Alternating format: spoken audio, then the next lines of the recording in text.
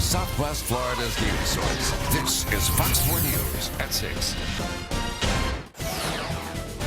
Donald Trump taking center stage in Estero, the GOP presidential nominee fighting for control of Florida, a key battleground state, as the race for the White House enters the final stretch. And thousands of people from all sides of the political spectrum braving the heat and packing into Germain Arena today to hear Trump's plans for the nation's future. Thanks for choosing Fox 4 News at 6 tonight. I'm Amy Wegman. 4 in Your Corner has a team of journalists covering this from all angles tonight. Stephanie Tinoco in the midst of the crowd, speaking with people who were braving the heat. Lisa Greenberg getting reaction to Trump's rally from likely voters. But we begin tonight with Fox 4 News anchor Patrick Nolan, who's highlighting the key moments from Trump's speech. Pat. What a difference 1 hour makes. Donald Trump had the crowd all fired up here less than an hour ago with about an hour-long speech, but as you can see, it didn't take long for that big crowd. Thousands of people spending all morning and all afternoon trying to get in here and then hustling to get out of here. They've ripped down the Trump sign from the podium. You can see the cleanup guys carrying away the fences. You see a bunch of white cards on the floor down here. I'm going to explain more about that coming up. And you see this long catwalk that connects the stage to that entrance where Donald Trump came in. It looks so different now. They had some big dramatic black curtains. You see him pulling them down over there right now, but that's where he emerged from. The lighting was really low here. They had some really victorious music pumping up. And as you see in video from the rally throughout the day, as we've been showing you on Facebook and now on Fox 4 News at 6, he really took his time as he came out onto the stage, really soaked up all that attention and made it clear to the crowd that he was going to give them the talking points that have made him so popular throughout the whole campaign season. He also talked about something that's been developing in the past couple of days, and that is these attacks in other parts of the country. Here's a listen to what he had to say about that. There have been Islamic terrorist attacks in Minnesota and New York City and in New Jersey. These attacks and many others were made possible because of our extremely open immigration system, which fails to properly vet and screen the individuals or families coming into our country. Maybe start.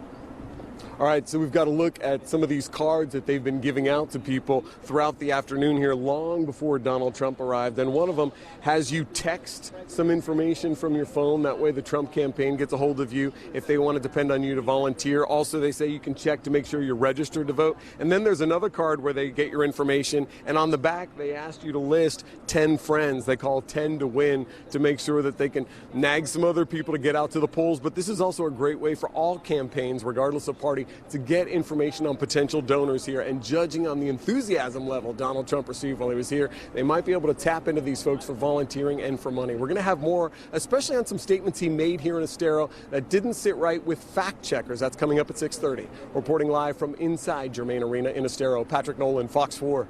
In Your Corner. All right, thank you, Patrick. And our complete team coverage continues now with 4 in Your Corner's Lisa Greenberg. She has more on what likely voters in attendance thought about Trump's speech today. Lisa?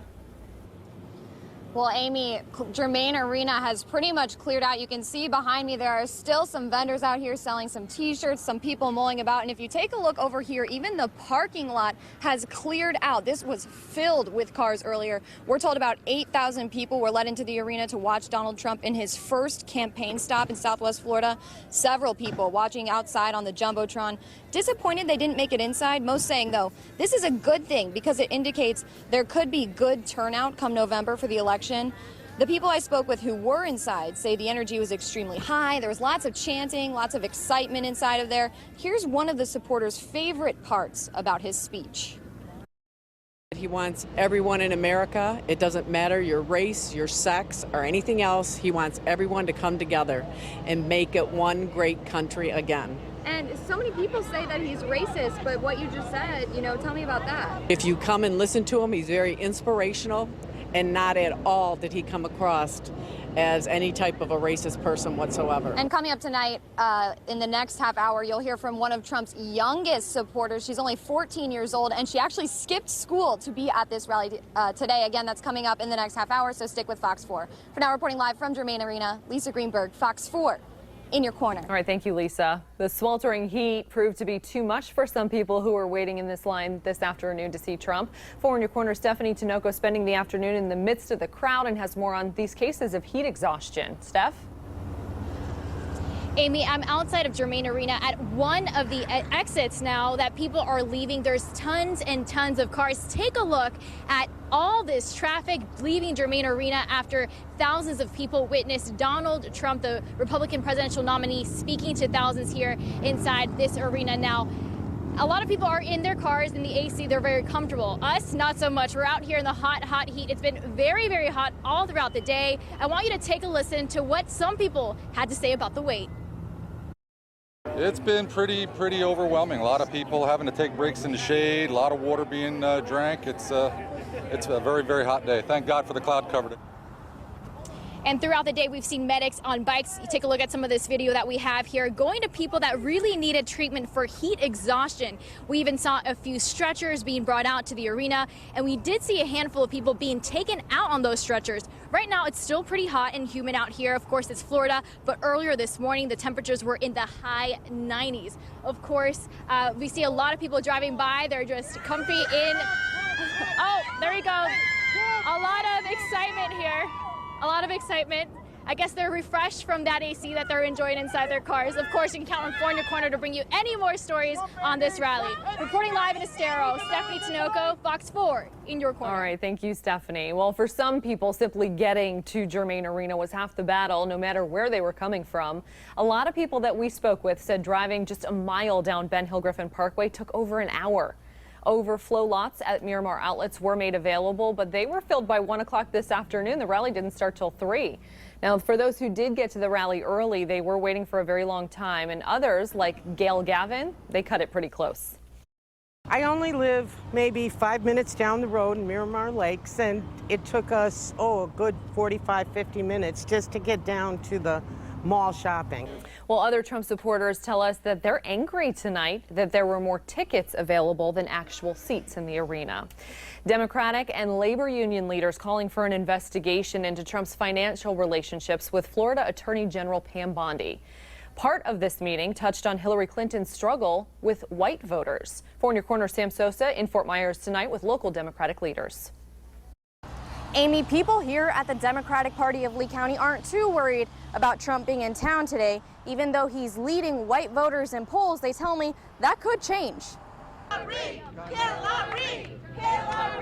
Clinton signs, shirts, and buttons displayed at the Democratic Party of Lee County. But Florida Democrats focused on getting an investigation into Trump's finances. While Florida's Attorney General Pam Bondi was investigating fraud claims at Trump University, the Trump Foundation donated $25,000 to her re-election campaign. She took cash and dropped the case against Donald Trump and the university. Bondi denies the donation is connected to her office's decision to drop the case against Trump, the group pleading for people to vote against him. America is a country of acceptance, progress, and tolerance. Hillary Clinton is that candidate. Recent polls show Clinton struggling to keep her lead. The big reason? She's not winning over white voters. What she needs to do is she needs to tell them how she will bring jobs and what kind of jobs and the educational opportunities to those people. These Democrats hoping the debates will put Mrs. Clinton in front for good. The debate is going to decide who knows what they're talking about, who's been BSing all this time. Once the first debate is over, you're going to start seeing the polls change. Now, Hillary is doing very well when it comes to Latino and black voters. If she wins Florida, it will be extremely difficult for Mr. Trump to win the presidency. For now, I'm reporting in Fort Myers. Sam Sosa, Fox 4, in your corner. All right, thanks, Sam. Well, the race across the combined battleground states, and that includes Florida, is as tight as it can be. It's tied right now 42 to 42%, according to several recent polls. Clinton was up 1 point last week and was up about 2 points back on Labor Day weekend. Voters in these states, including Florida, still looking for some change, while the partisan divide remains particularly deep. Well, remember, you can count on 4 in your corner to bring you complete coverage on Donald Trump's campaign rally, both throughout this newscast at 6 as well as tonight on Fox 4 News at 10 and 11. Brand new details about the Afghan immigrant arrested in connection with explosions in New York City and New Jersey. He was taken into custody today following a shootout with police. Authorities consider the bombing an act of terror. 2 officers were shot in that encounter in New Jersey, and authorities say the suspect is Ahmad Khan Rahami. He's a naturalized U.S. citizen from Afghanistan, and he lives in New Jersey. Now, police reportedly identified him through some fingerprints that they found on one of the pressure cooker bombs. And in light of this act, the president is urging all Americans to be especially vigilant. Moments like this, I think it's important to remember what terrorists and violent extremists are trying to do. They are trying to hurt innocent people, but they also want to inspire fear in all of us. We all have a role to play as citizens in making sure that we don't succumb to that fear. Well, the president says there's no apparent connection between the bombings in New York and New Jersey and stabbings at a Minnesota mall. Saturday's stabbing injured 9 people, and it's being investigated as a potential act of terrorism. The attacker was eventually shot and killed by police in that case. There's a new development in the fight against the Zika virus. U.S. health officials ending their strongest warning to pregnant women to stay out of Miami's Wynwood district, which was once considered the hot zone for the virus. They now say no new cases of mosquito-borne Zika have been reported in that area since early August. And in the past several weeks, mosquito control workers have only seen a very low number of the actual kind of mosquito that typically spreads Zika. We need to come back to Wynwood. We need to come to the restaurants. We need to come to galleries. We need to do it as quickly as possible. We've got to get everybody back to a position that they can have the same success they had before this happened. Governor Rick Scott has approved an additional $10 million to combat the Zika virus as treatment efforts continue across the city there on the East Coast as well. And as of tonight, local mosquitoes are responsible for 85 Zika cases in Florida. Still to come tonight, a major drug operation exposed near a Southwest Florida park. How the community's reacting to this concerning discovery. Plus, brand new clues in the case of a missing Southwest Florida man who vanished without a trace. How this surveillance video could help the case. But first, 4 in Your Corner investigating the mysterious threats that postponed a local high school football game. That's next on Fox 4 News at 6.